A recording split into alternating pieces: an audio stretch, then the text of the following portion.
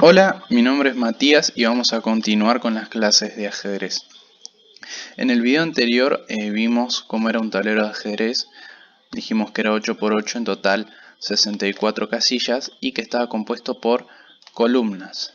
En total hay 8 columnas, eso lo dijimos en el video anterior, 8 columnas, y también está compuesto por filas. También hay 8 filas en un tablero de ajedrez. Perfecto. Además de las filas, columnas, filas, y también hay diagonales. ¿Ok? Es importante que aprendan esto para entender mejor cuando se hablan que una pieza avanzó a tal lado. Esta última diagonal que marqué es la gran diagonal blanca. ¿Ok? Hay dos. Está la gran diagonal blanca y la gran diagonal negra, que es esta que estoy marcando acá. Ok, son dos las gran diagonales porque son las diagonales más grandes del tablero, como se ve claramente. Esta es una, la diagonal blanca y la diagonal negra. Muy bien, aclarado eso, también vimos cómo se posicionaban las piezas, que de esta manera, cómo avanzaban cada una de las piezas y cómo comían. Y vimos dos movimientos muy importantes, que es el enroque y lo que es el peón al paso. Acá tengo una partida ya preparada en la cual le quiero explicar mejor el enroque. El enroque siempre se puede efectuar siempre y cuando no haya ninguna de las piezas enemigas amenazando todas estas casillas que estoy marcando en el caso de las blancas. Si hay alguna pieza enemiga amenazando alguna de estas casillas, entonces no se puede enrocar. Tampoco se puede enrocar, por ejemplo, si el rey avanzó. Si el rey se movió de su casilla inicial, que es E, entonces no se puede enrocar ni largo ni corto, ¿ok? ¿Por qué? Porque el enroque es un movimiento para proteger al rey que se hace al principio de la partida, siempre. Justamente por esto, porque si el rey se mueve, entonces ya no se puede enrocar. Y si no se puede enrocar, el rey queda un poco desprotegido, porque el enroque justamente es para proteger al rey. Lo mismo en las negras. Se puede enrocar siempre y cuando ninguna de todas estas casillas esté apuntada por una pieza enemiga, ¿no? Si por ejemplo una pieza mía está acá como el caballo, ahí está ahí está apuntando esta casilla y a esta casilla, por ende, teniendo en cuenta lo que acabo de explicar, el rey no puede enrocar ni corto ni largo. Bueno, suponiendo que no haya ninguna de las piezas enemigas amenazando mis casillas, tanto del enroque corto como del enroque largo, entonces se puede enrocar. ¿Y cómo es el enroque? Muy fácil. El rey avanza 2 casilleros y la torre pasa justo al lado. ¿Ok? Se posiciona al lado del rey. Y lo mismo en el enroque largo. Avanza 1, 2 casilleros, o sea, el rey va a terminar en C y la torre va a pasar justo a su lado, va a terminar en D. Vamos a ver un ejemplo del enroque corto. ¿Ves? Como dije, el rey estaba acá, avanzó 1 o 2 casilleros, quedó en G y la torre le pasó por encima. Vamos a verlo una vez más. Es el enroque corto y el enroque largo exactamente lo mismo. El rey avanzó 2 casilleros, 1, 2 y la torre le pasó por encima. Y lo mismo los negros. Ese sería el enroque corto, el rey avanzó 2 casilleros, la torre le pasó por encima.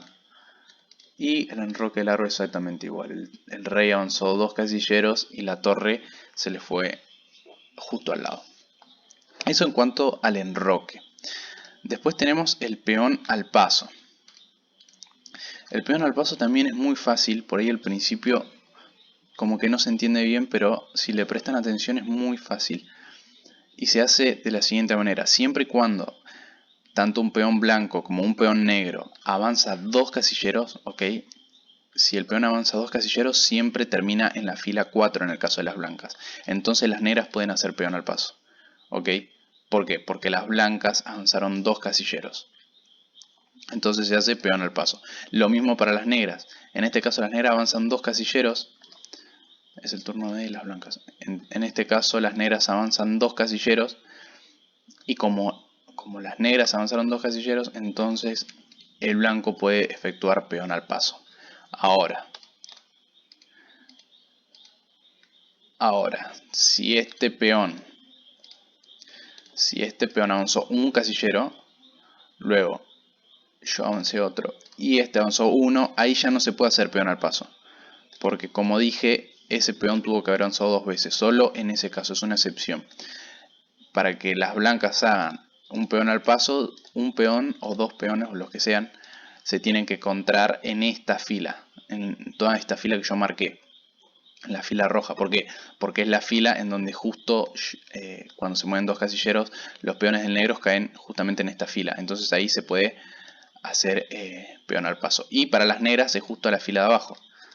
Si las blancas avanzan 2 casilleros, por ende van a llegar acá. Y las negras pueden hacer peón al paso. ¿Ok? Y van a ese lugar. Espero haya quedado muy claro. No es difícil, solo hay que prestar la atención. Aclarado esos dos temas, tanto el enroque como el peón al paso, empezar por las bases del ajedrez y empezar por el principio sería también explicar lo que es la nomenclatura del ajedrez, que es algo muy importante, más si queremos reproducir partidas o también para imaginarnos jugadas. La nomenclatura te ayuda a imaginar mucho mejor jugadas. ¿Qué es la nomenclatura del ajedrez? La nomenclatura del ajedrez es cómo se llaman cada una de las casillas que hay en el tablero, ¿ok? Es muy fácil. Antes existía un sistema que era el sistema descriptivo, el cual no vamos a explicar porque ya está obsoleto y no se usa, así que directamente vamos a pasar a explicar el sistema algebraico. Pero sí que quería mencionar que antes existía ese sistema. El sistema algebraico. Muy fácil, acá la aplicación te lo explica muy bien. Como dijimos, el tablero está compuesto por columnas, por filas y por diagonales. Y cada columna tiene una letra. ¿Ok? Acá se ve la minúscula. Toda esta columna es la columna A. Esta es la columna B, la columna C, la columna D, la columna E, la columna F, la columna G y la columna H. Todas esas son columnas.